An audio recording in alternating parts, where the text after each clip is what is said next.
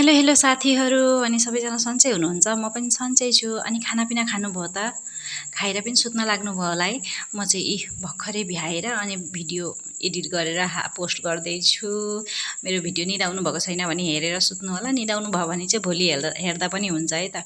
मेरो चाहिँ टाइपोड भाँचिएर भिडियो बनाउनै भ्याएकी छिन कि खुट्टा भाँचे जत्तिकै भएको छ। अब बाबु पनि छ अनि व्यस्त हुन्छु अनि मोबाइल हल्लाइरहन नै मिल्दैन। अनि आज चाहिँ नि साथीहरू तरकारी नै थिएन अनि गर्मी पनि छ, दाल पनि खान मान्नुहुन्न। अनि मैले चाहिँ कडी पकोडा बनाएँ। यो कडी पकोडा देख्दै खाम लाग्दो कडी पकोडा चाहिँ कसरी पकाएँ तपाईँहरूसँग रेसिपी सेयर गर्छु है त। त्यति साह्रो गाह्रो त केही पनि छैन, एकदम सिम्पल रेसिपी हो। अनि असाध्यै मिठो भएको थियो कि आज, अनि म चाहिँ सेयर गर्नु मन लाग्यो, तपाईँहरूसँग सेयर गर्छु है त।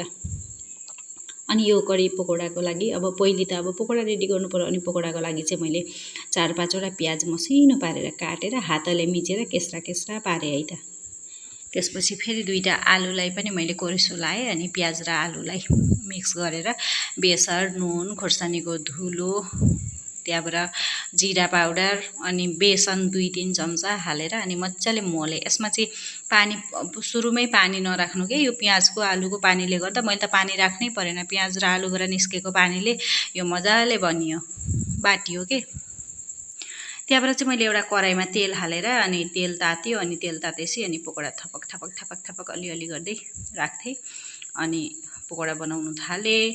यस्तो मिठो, यति राम्रो पकोडा बनिएको थियो नि, रातो देख्दै खाम लाग्दो थियो। तर मैले खाइनँ किनभने तरकारी थिएन नि त। तरकारी भएको दिन भएको भए त म यतिकै खाइदिन्थेँ। त्यहाँबाट अर्को लट पनि हालेँ अनि सबै पकोडा फ्राई गरेर निकालेँ।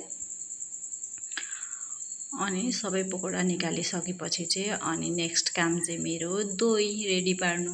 दही यो कडी पकोडाको लागि चाहिँ अनि मैले 1 पोका दही लिएर आएको थिएँ कि डाइरीबाट। तरकारी लिन जानु त अलिक टाढै जानुपर्छ। अनि दही डाइरी त छेउमै छ। अनि डाइरीमा गएर 1 पोका दही लिएर आएँ। अनि त्यसमा 2 चम्चा बेसन राखेँ अनि मजाले घोलेँ। त्यसमा त्यो बेसनको गाँठो रहनुहुन्न कि, अनि स्मुथ पारे घोलेर अनि त्यसमा नुन, बेसर, रातो खोर्सानीको धुलो, जिराको धुलो, अनि दही चाहिँ अलिक अमिलो भएको रहन्छ कि, नयाँ दही रहेछ। अनि आमचुर पाउडर पनि 1 चम्चा राखेँ अनि मजाले घोलेँ। अनि त्यही अघि पकोडा बनाएको कराईमै अनि तेल अलिक कम्ती पारेँ, निकालेँ त्यसबाट। तेल अलिक धेरै थियो नि त पकोडा बनाएको तेल, अनि अलिकति निकालेँ। अनि त्यसमा ज्वानो र जिरालाई फुराएर अनि त्यो दही पानी रेडी पारेको मैले त्यसमा हालिदिएर मजाले चलाइदिएँ। अनि एकछिन चलाएको पछि त भुक्लुक गरेर उम्लिन थाल्यो। उम्लिपछि त यस्तो बास्ना आएको, आमाले बाहिरबाट के पकाउन लाग्यो आज स्पेसल